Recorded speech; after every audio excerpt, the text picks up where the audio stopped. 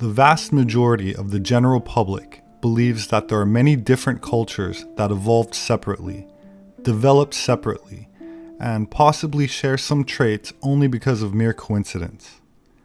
This argument becomes less probable, however, when confronted with archaeological similarities found with a worldwide distribution, whether it be symbolic, such as the swastika symbol found all over the world, going back into the Ice Age, or linguistic, such as the over 200 known Indo-European or Aryan languages that share root words and mythological similarities from Ireland to India and beyond.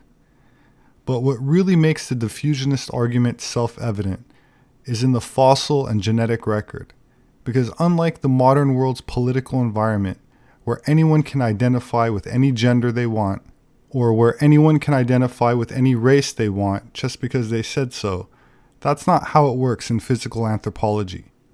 If I sequence a specimen's DNA and it comes back with a Y chromosome, that's it, it's male. And if it belongs to a certain haplogroup, which means it belongs to a certain genetic population that shares a common ancestor, then it's because it inherited that group of alleles, and not because of subjective feelings, emotions, or politics. In today's episode, I'd like to talk about some occult symbolism and explain some ancient knowledge only available to secret societies. But for it to make sense, we'll first need to have a short anthropology lesson. As I just said, a haplogroup implies ancestry from a certain lineage, and it can be male or female. The men pass on a Y chromosome, and in women we look at mitochondrial DNA, also called mtDNA. In the case of haplogroup X, we're examining the maternal line, the mtDNA, which arose around 35,000 years ago with Cro-Magnon. Cro-Magnon just means big cave, where the first specimen was found in the Pyrenees between Spain and France, and where the modern Basque people live. When we look up haplogroup X in Wikipedia, for example, we're given this map, which I find very misleading, with no certainty on its origins. So what I did was split the map in half and then rearranged it so that it more accurately reflects the genetic distribution, which is found in both Europe and North America, surrounding the Atlantic Ocean on both sides. First appearing about 35,000 years ago, haplogroup X had two major splits, one about 20,000 years ago and the other about 12,000 years ago, when, according to Plato, Atlantis allegedly was submerged below the sea. This becomes interesting when we look at the map from the Pleistocene, such as this one from about 16,000 years ago, which is in between those dates, when sea levels were 400 feet lower than they are today, and much of the mid-Atlantic ridge was above the water. Of course, there are still islands there today that are above the sea level called Azores, but during the Ice Age, they had much more exposed landmass, and according to legend, were populated by a seafaring civilization. So, in anthropological terms, Cro-Magnon was haplogroup X, and in mythological terms, was the race known as Atlantean. Haplogroup X is found in approximately 7% of native Europeans and 3% of all native North Americans, which explains many of the ancient Caucasian-type skulls in the fossil record of the New World, and also roughly resembles the distribution of Rh-negative blood type, which in my book I also attribute to Cro-Magnon or Atlanteans. Incidentally, the Basque people, who are direct descendants of Cro-Magnon, and where Cro-Magnon was first discovered, have among the highest concentration of Rh-negative blood in the world. They also share genetic affinities with the native North African Caucasian people, which in modern times carry about 8% sub-Saharan African genetics, but this was not always the case, as the light-skinned, light-haired, and light-eyed Cro-Magnon has occupied North Africa for over 30,000 years, and the sub-Saharan African genetics are recent additions, primarily from mixing during Islamic slave trade of the Holocene. Haplogroup X is also strongly represented around the Caucasus region, which geographically is around modern Turkey, and in a biblical context is where Noah was said to have settled after the deluge. So there are high concentrations in Georgia, in Scotland, interestingly enough, and I've included a link in the description to explain why that is, and in a population found in modern Israel, Jordan, Lebanon, and Syria, which many people have never heard of, called the Druze. Their emblem is a pentagram, which is a 5-pointed star, and their religion, while officially Islamic, retains ancient mystery school teachings which closely resemble ancient Gnosticism, and while distinct, shares philosophies with aspects of Hinduism, Neoplatonism, and Pythagoreanism. They believe in reincarnation of the soul, but also in certain esoteric and secret teachings, as well as interpretation of scripture, which leads to an end of the reincarnation cycle, similar to certain Buddhist sects, and a reunification with the cosmic mind, or God if you prefer. So let us get back to the story of Atlantis, and these various pieces of the puzzle will hopefully fall into place quite nicely. According to the ancient Egyptian priests, via Solon and Plato, Atlantis was an empire that came from the direction of the Atlantic with the intention of enslaving the civilizations of the Mediterranean. This was regarded as a war of the gods, or titans, and fought between a parent race, meaning an older race, and a younger race that stemmed from it. There are multiple layers to mythology, and one way to look at it is the Atlanteans are represented by Saturn, and the Athenian or ancient Greeks are represented as Zeus. So when you think of Saturn being the father of Zeus, we can understand this as a split in more recent times, genetically speaking, as haplogroup R1a and R1b. Now keep in mind this is not traced by mitochondrial DNA, which is the maternal line, but instead by the Y chromosome. And there's a reason for this, as there was a major shift after the Great War of the Gods. To quote Plato from his work Critias and Timaeus, "Many great and wonderful deeds are recorded of your state in our histories, but one of them exceeds all the rest in greatness and valor. For these histories tell of a mighty power which, unprovoked, made an expedition against the whole of Europe and Asia, and to which your city put an end. This power came forth out of the Atlantic Ocean. Now in this island of Atlantis there was a great and wonderful empire, which had rule over the whole island and several others, and over parts of the continent, and, furthermore, the men of Atlantis had subjected the parts of Libya within the columns of Hercules as far as Egypt, and of Europe as far as Tyrrhenia. This vast power, gathered into one, endeavored to subdue at a blow our country, and yours, and the whole of the region within the straits.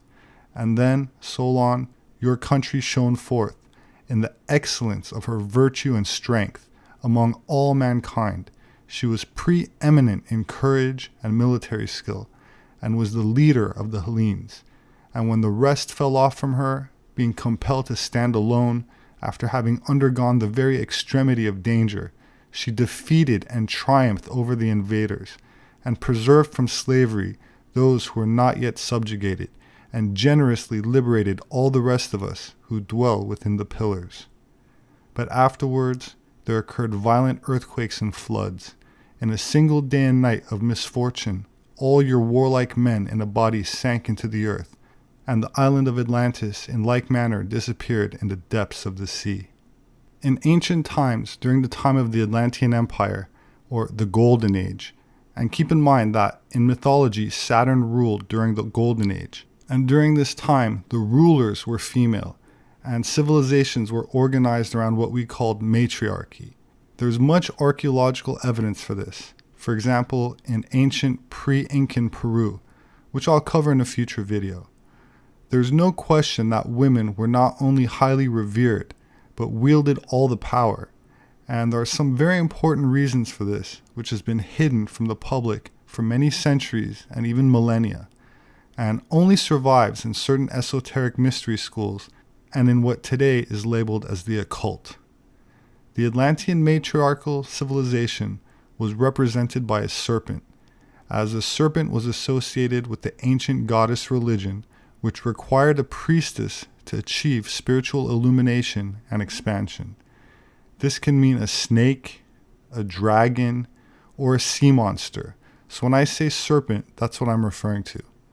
As Plato tells us, just before the major cataclysms that destroyed their home and submerged it below the waves, the Atlantean forces that had invaded and conquered the entire Mediterranean were at the last moment defeated by their offspring colony, which we already identified with Zeus and symbolically with the eagle. So the matriarchal Atlanteans, or serpent race, or snake people if you prefer, were defeated by the younger race or colony, which we can associate with the eagle, as the eagle was the symbol of Zeus and the civilization that has dominated the Holocene, evident anywhere you see an eagle, whether it's the emblem of ancient Rome or the emblem of Romania, Poland, Philippines, Montenegro, Austria, Albania, Russia, where in the center a dragon is being killed, Serbia, Indonesia, Iraqi Kurdistan, Kazakhstan, Sri Lanka, the United States, nationalist Germany, which I'll get back to in just a moment, or Mexico, which is very interesting, as in Mexico, not only do we have the eagle, but the eagle is almost always portrayed with a snake in its mouth, symbolizing who won the war of the gods. But the war is not over, as we'll soon find out. So the people of the eagle did a lot of genetic mixing with the remnants of the snake people, which one should not confuse with other misinterpretations of serpent symbology.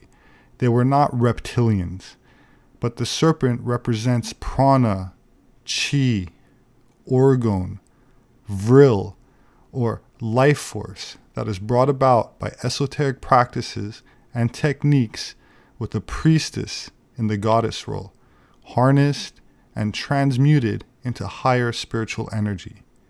The reason I mention this mixing is because it would be an oversimplification to identify them exclusively with a certain haplotype, as it tends to complicate the matter, except to say that there was a high degree of Rh negative blood type, which is why this characteristic is dominant in all European royal families, and why the royals are called blue bloods. Both the Atlanteans and the Aryans valued genetic purity, and this came from their long-held belief that their noble lineage had a greater natural, psychic endowment when it came to esoteric mysticism. This is the true meaning behind the Holy Grail symbolism, as well as the serpent, as it is associated with enlightenment itself and carries on into the afterlife, and is only achievable through a woman. This is the true hidden and secret understanding behind why women have been largely suppressed and subdued over the past 10 to 12,000 years, and why secret societies were established in the first place, for two primary reasons. One being to protect this particular bloodline, whose female priestesses were regarded as most effective in esoteric activities, and second, the sacred knowledge that is attained only through what some call divine feminine energy. This knowledge has been hidden since the time of Atlantis, and is the core of the subject known as alchemy, as well as the true original Gnosticism, which in a Christian context revolves around Mary Magdalene. That said, the patriarchal civilizations, which I've associated with the eagle, as well as the Aryans, which is a term that describes a period of expansion during the Bronze Age, or the Age of Aries, associated with the ram, whose remnants can also be affiliated with what in modern times are a group associated with a star made of two intersecting triangles. These two bloodlines, which started from one original bloodline, have been at war for thousands of years and have largely been intertwined and have infiltrated each other's organizations so much that in modern times it becomes difficult to distinguish them apart. For example, while nationalist Germany had a large eagle as an emblem representing the Aryan faction, it also had internal organizations which used the serpent symbology, and not only did government-funded esoteric research into the occult, but government-funded archaeological research into Atlantis itself. Now let's listen to a brief excerpt from an interview with author Tua Tia L. Douglas, who writes about ancient lineages and blood types, particularly rhesus negative, which includes a very interesting perspective. Even though I differ from her on some points, I'd still like to include what she has to say in this presentation, as it adds some rarely discussed insights. So let's have a listen. Tonight on the show, I'm pretty excited because this is something really cool. Finding out your personality through your blood type. This is something I actually haven't heard. Oh, yeah. I've heard of like numerology and all these different things, but blood type. Now, maybe that's why Dracula's so good at reading people, because he drinks so many people's blood, he immediately knows what kind of personality they are by smelling it out. That's right. You know what I mean? But I'm excited because Tia L. Douglas is here with us tonight. Tia, welcome to the show. Explain to our friends worldwide exactly what the heck is this ability to know people's personalities through their blood types. I was writing a book about genetics and anthropology, and through that I was talking about rhesus negative blood. I was getting to know the different types of blood that everybody had who I was communicating with, and I started to notice patterns in people's personalities, and it was quite strong, the differences, and I could start to predict which blood type a person was just from talking to them. Specifically, the Rh negative blood type, is that something special in your opinion, or not? Well, it's not a case of it being special, it's just different. Whereas most people who do blood type personalities don't even consider the Rh factor, I actually have a completely separate 4 set of personalities based on the Rh factor as well. I'm loving this. This is something else. I think this is fascinating because I think it's really cool that, clear across the globe, you can tell someone's personality just by their blood type. And the fact that you've studied this enough to see a pattern like this, it's kind of mind-boggling, actually. Yeah, it's pretty interesting because you do see the same personalities over and over again with the different blood types. It's quite spooky how accurate it can be. I do think that it's really exciting that, you have basically the ability to go through and kind of figure out if it's even someone that you're going to want to talk to or get involved with or anything, because you can already tell their personality type from that. I wonder if it has any are there any matchmaking capabilities to it, like a dating service where you give your blood to someone? That's kind of a cool question there, actually, Tia. What do you think of that? Can you kind of tell if people are going to be compatible by this blood type deal? With the Rh factor, it's really important, really, that you should only, if you're going to have children, you should really be with another Rh negative, because otherwise there could be problems. So it is always better to be with your own type if possible. If a positive male will have a baby with a negative female, the baby might come out positive, and that could cause trouble for the mother rather than the baby, or the baby could and then the other way around, it could be that the child is negative and the mother is positive, and that could cause trouble for the child because it could get some of the mother's positive blood into its system, which could be very bad news and kill it. No. We're talking about death here. Okay, I got you. The first child through a mixed couple can usually be born okay, but then the mother's body builds up antibodies, and it will cause the child to die. It attacks it. It actually sees it as a foreign object. It's actually a health issue. Yeah. I want to hear about the serpent bloodline. Yeah. And Mary Magdalene and the history of her in your perspective as related to Christ, right? Wow. So that's really the main subject here. So let's go there if we can. Okay.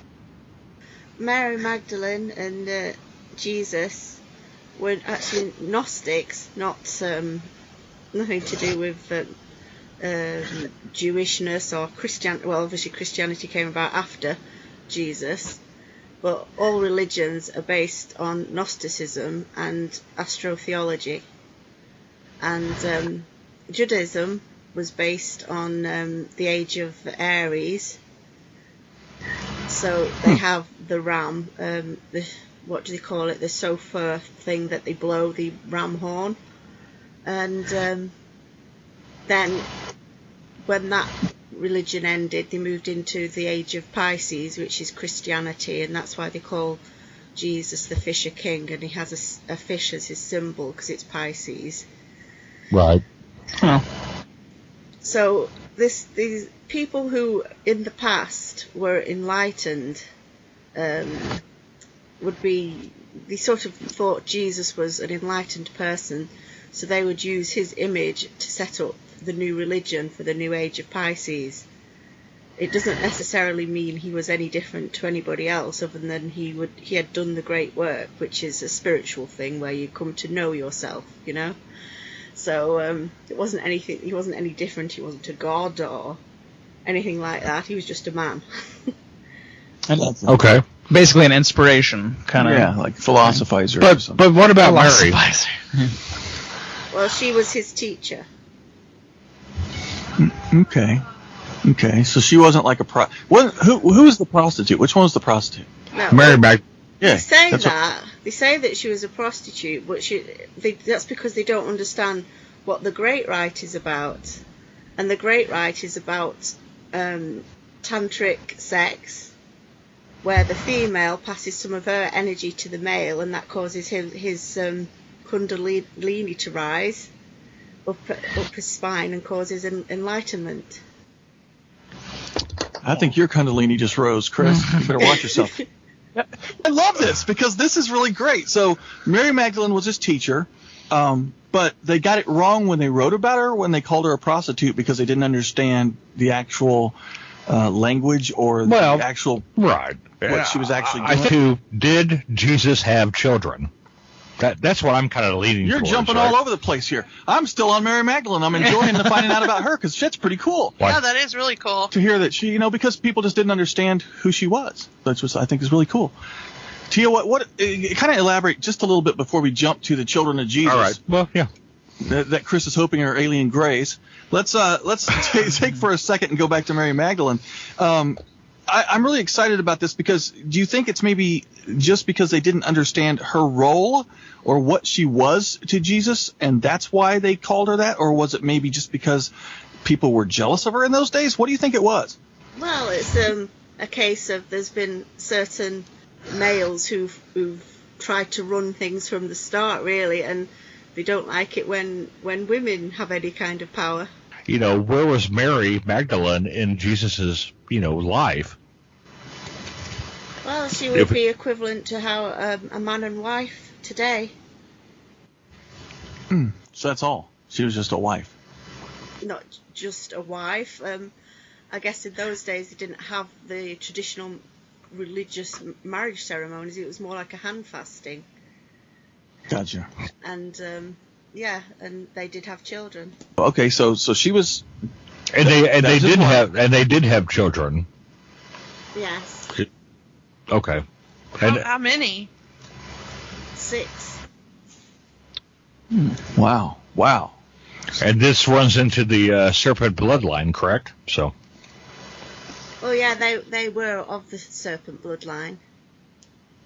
What exactly does that mean? That makes me think of the Church of Set when I hear stuff like that. What exactly is the serpent bloodline? Explain that to our friends, because I'm sure everyone's going, what is that?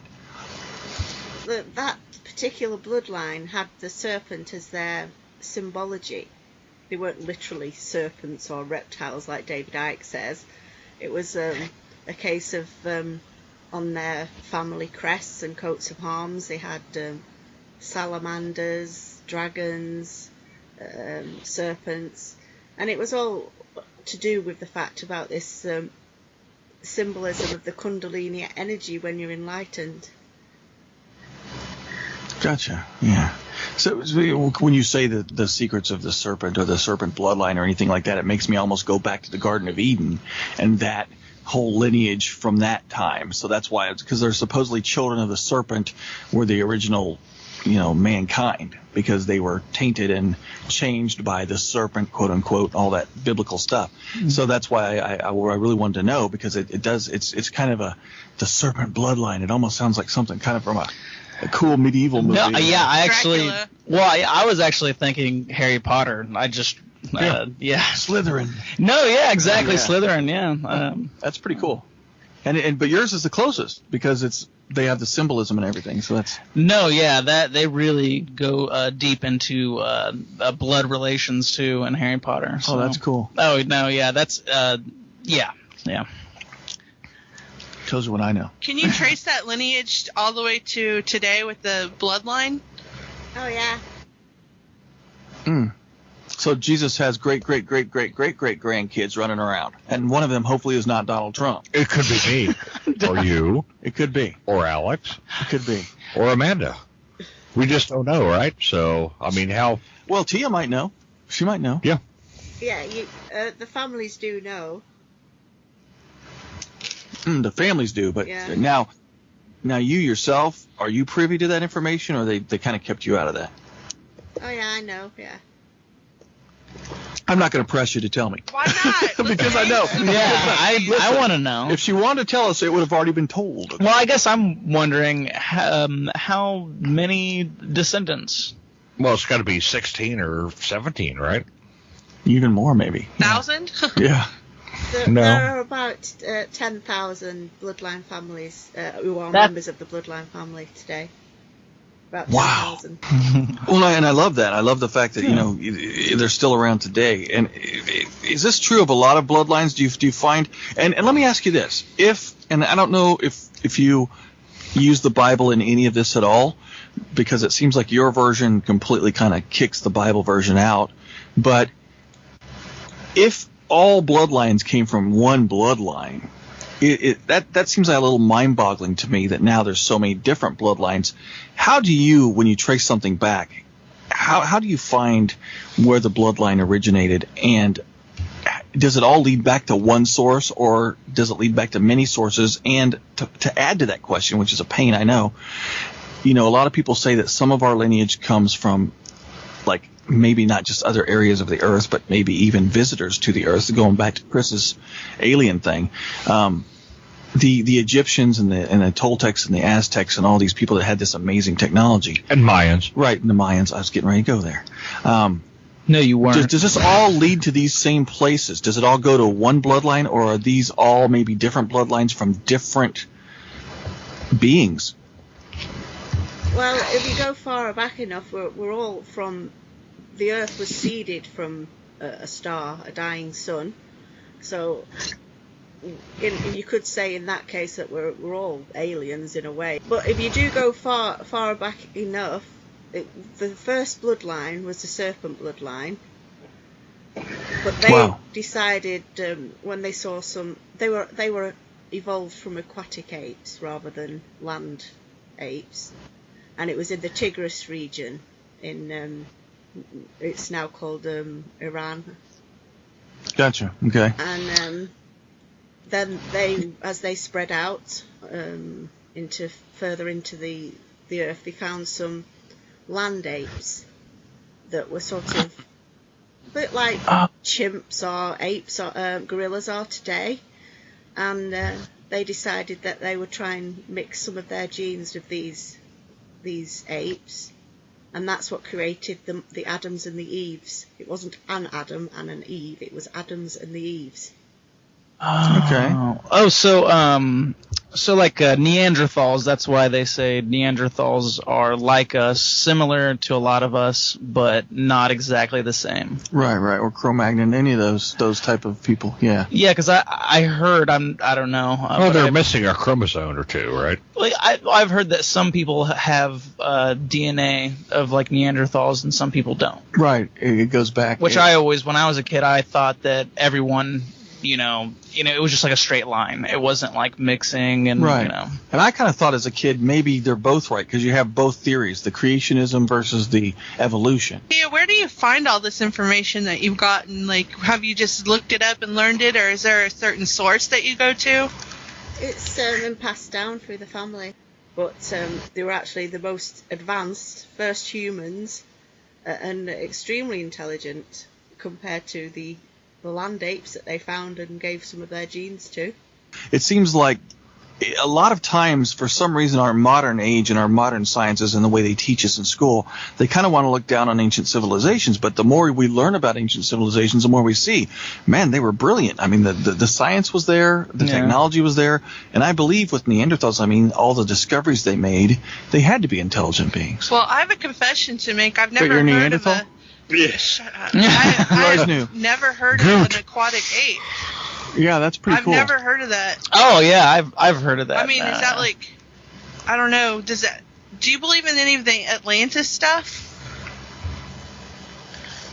There will be cities under the sea that were advanced because Serpent Bloodline people built civilizations all over the world. And if you talk to the people who know about the past, they'll always say it was the Serpent people who came and built this, and they were fair-skinned and they had red hair and blue eyes, or blonde hair and blue eyes. They'll never say that they looked the same as them. Wow. The ones who they thought were like gods, because they had this advanced technology that they brought to them. I actually knew about that. Yeah, about the trying to change the shape of the skull and all that. I remember reading stuff about that. I didn't know it was tied in like that. That's pretty amazing. All this is pretty mind-boggling stuff when you really look at it. You can get into the Templars, right? Yeah. And their evolution in North America. Now, the Templars probably knew all this. Tia, did the Templars know all this information? Well, the real Gnostic Templars that do, yes. Wow. Not the fake Christian Templars that came later. Right. That's cool because, the Knights Templar. That's pretty neat because it seems to me like a lot of maybe groups that we're taught are pagan or we're taught are, is clandestine or whatever. Yeah, they're not pagan at all. No, they probably know all this stuff, and that's why it seems a lot of times I feel like the church, like the Christian church, tries to suppress so much information, right, for whatever reason, for maybe it's an agenda issue or whatever. But I do feel like in a situation like that, like you have all these ancient groups that know this information, and no one else is allowed to have it. That's kind of crazy. So Tia, I'm glad that you're able to do this. Of course, they probably don't, like, the Christian community probably paints this as blasphemy, but it's how do people receive this information when you're giving it to them or when they read your book? How do you get the reception of it? How does that seem to you? I've had so much trouble over the stuff I've put out because I was basically told you shouldn't do this, people aren't ready to hear it. And for thousands of years, our families have hidden because we've been burnt at the stake, tracked down, and, told we're not allowed to tell anybody this stuff. And they basically want us to be wiped out completely so that we can't say anything about it. But, I've had so much trouble. There's a certain organisation. When I told you about the Adams and the Eves, some of the Serpent Bloodline males decided that they wanted to breed with these new females, and that created another line that was more pure than the Adams and Eves, and that was the formation of the Eagle Bloodline. Now it sounds silly, but they use eagle. Everywhere you see an eagle, it's that bloodline that are in control, and they've wanted to hide this truth because to them it hurts them to know that they are not the ones, the originals, they're hybrids. And certainly the Eagles would go back to the Knights Templar for sure, right? I mean, Well, I'm even thinking the Native Americans. It was all about the eagles. Everything. It True. painted everywhere. It was on their everything. It was on the side of their teepees. no, I agree. Yeah, everywhere. So what's up with the Eagles? With the Native Americans? Well, they did wipe out the serpent bloodline from the Americas when they got there. They called us giants, red-headed monsters, and tried to kill us all off. And in fact, I think they actually did. Some of them still have some of the hair woven into their outfits, the red hair that they got from these giants, and they're quite small people.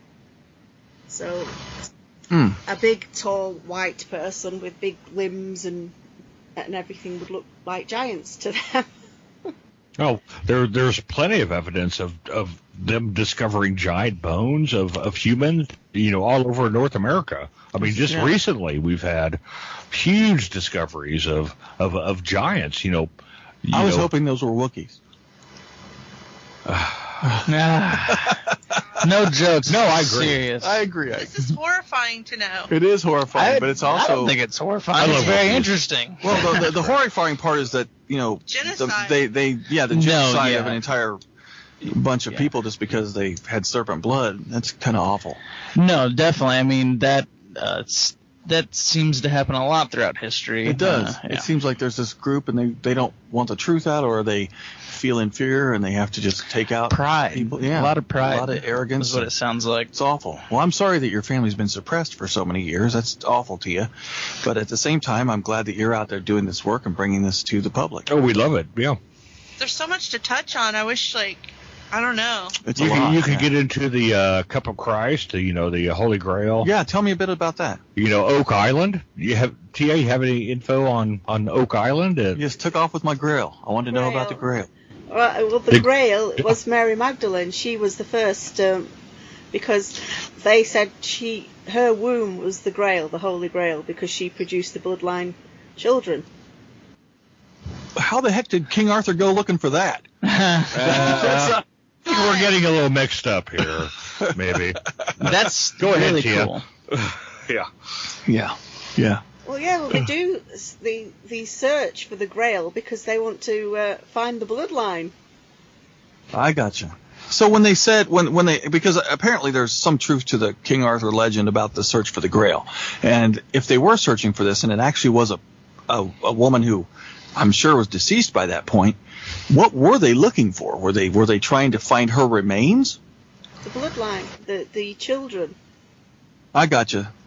descendants. That's so interesting. It's like the legend is almost interpreted wrong. Right. Because I'm sitting here thinking about a cup. Yeah, literally instead It's of not the metaphor. cup, right? It's the line. It's the That's the bloodline. blood- Yeah, Yeah. that's so cool. Can Yeah. I that's just say this though? During our ceremonies, we have a chalice which represents the womb, and the sword that goes into it represents the penis. Well, there you go. That's awesome. There you go. I mean, was there an actual Cup of Christ that may have been collected or hoarded by the Knights Templar? No, it's most of this stuff is all allegory, and it's basically just to fool people into thinking things are different to they actually are. It's like you see all these pictures of knights slaying the dragon, and they've got eagles on their armour. Why do you think that is? It's because they're thinking they're slaughtering the bloodline of that they don't want people to know about.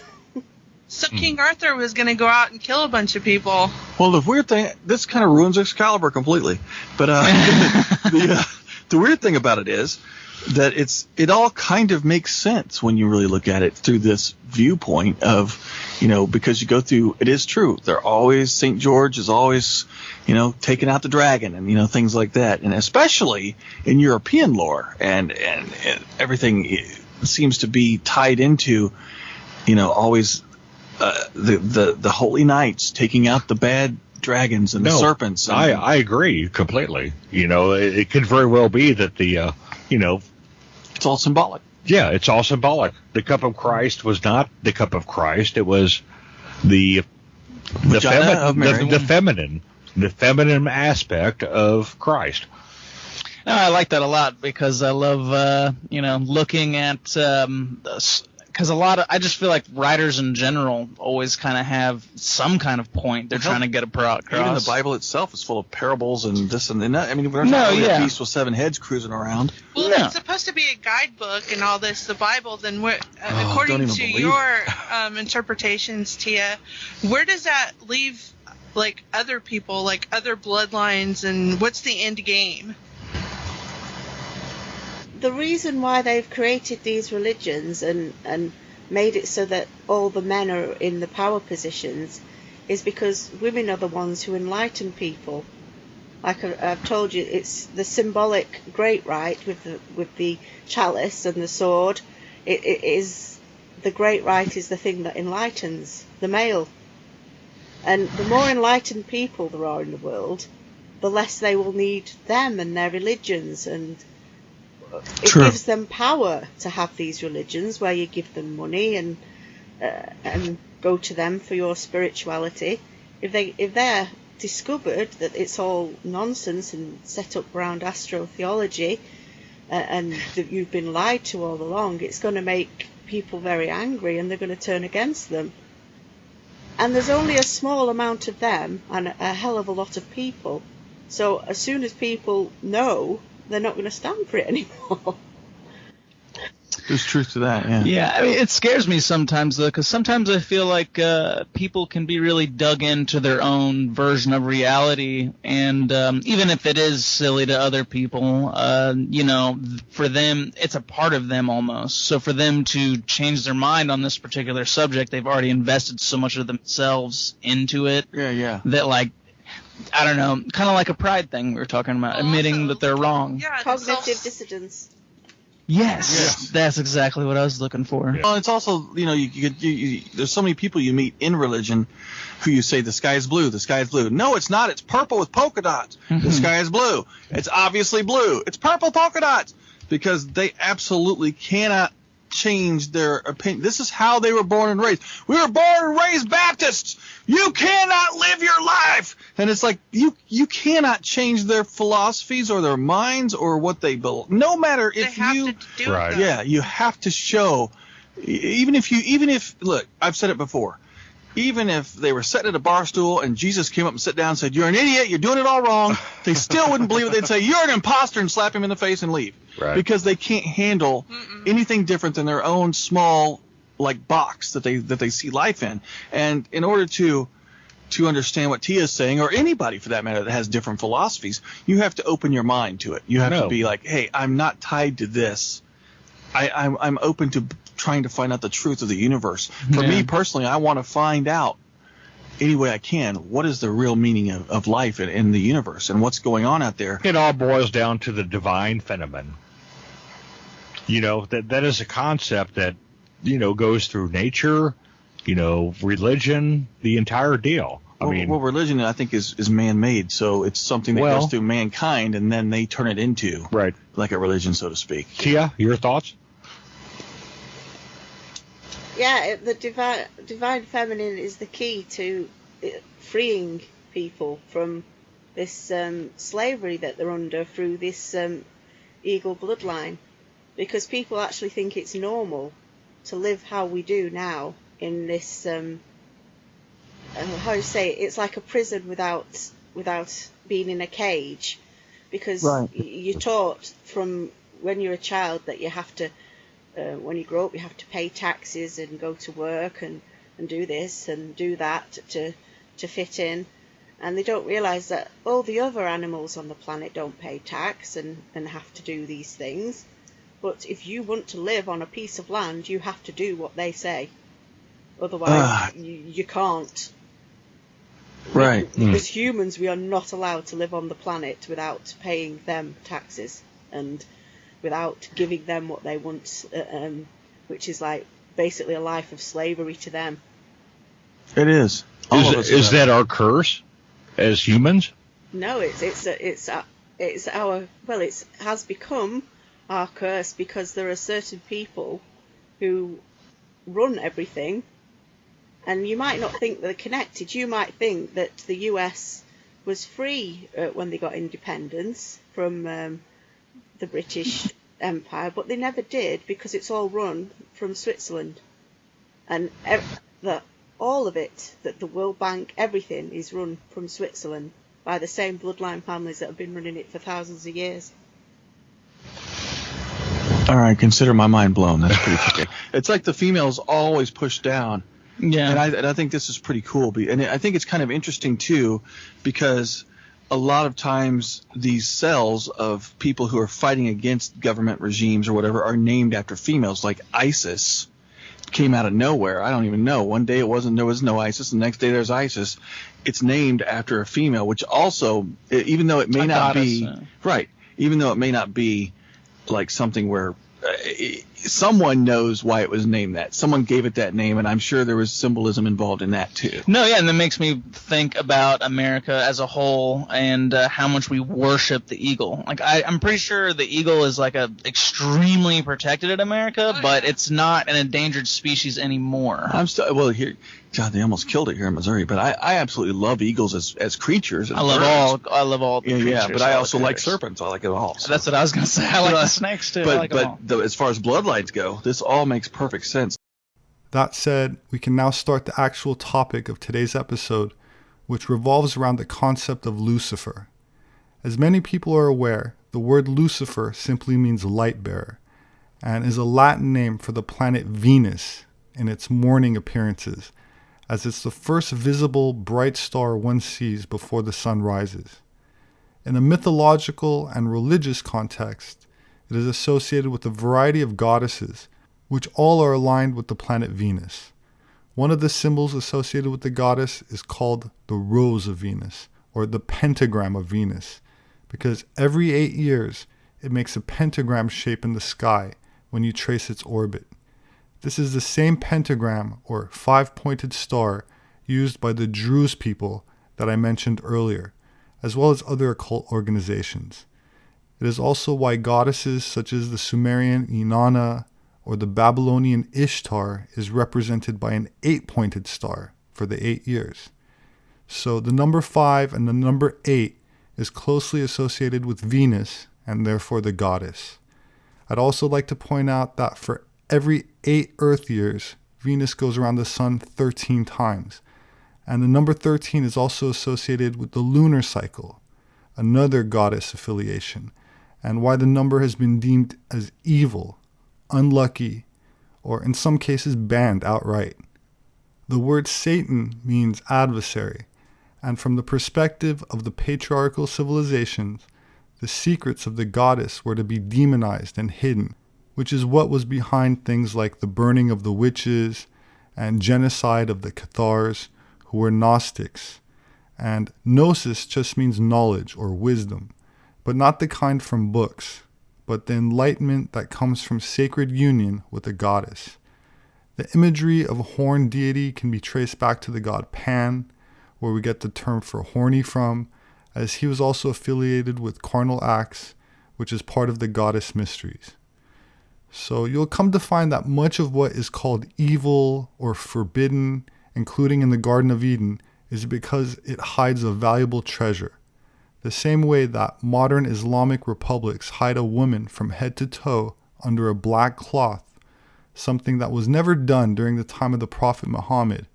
And in the earliest Islamic art, the female body is painted on the walls, totally nude. There are many examples of this, one being in eastern Jordan, built around 730 by a future caliph, considered one of the most important examples of early Islamic art and architecture, which at one time was a large castle, but today not much remains besides these frescoes, mainly on the ceiling, with dancing scenes of naked women, and above what was the bath chamber, we find the first known representation of heaven on a hemispherical surface, where the mirror image of the constellations is accompanied by the figures of the zodiac. So it seems there's an increasing suppressive element that has overtaken Islam and hidden its esoteric secrets from the public, but the Muslim leadership seems to be exempt from, whether it be the royal family of Saudi Arabia, which flies in supermodels, actresses, and strippers from around the world for private engagements, or the Muslim elite in Iran, who legalize prostitution with underage girls, but call it temporary marriages, where you can get married overnight and divorce the next day, keeping everything nice and legal. And at the same time, not doing much about acid tossed in the face of women who expose a bit too much of their hair in public. My point is not to make a political statement about any one modern religion, but to draw back the curtain a bit, as I could say the same about Roman Catholicism, whose highest clergy is constantly caught up in scandal, the type that they openly preach against. So it's safe to say that the goddess element has been suppressed or totally eliminated from organized spirituality, and yet, according to all ancient writers, was the central focal point of every civilization going back into the Pleistocene or Ice Age. And while secret societies were set up to continue to honor the goddess and to protect certain lineages, these same organizations have been infiltrated and have not only degraded into acts of perversion and degeneracy, but actively plot to dilute and destroy the same noble bloodlines that they were set up to uphold and protect. My name is Robert Sepper. I'm an anthropologist. My published work is available on Amazon. My books make a great gift. If you'd like to support my work, you can do that through patreon.com. There should be a link in the description section for those who are interested. I appreciate it. Thank you so much. Please hit the like button, subscribe for future updates, and as always, I look forward to reading your thoughts, so please leave a comment below. Have a wonderful weekend, and I hope to see you again soon.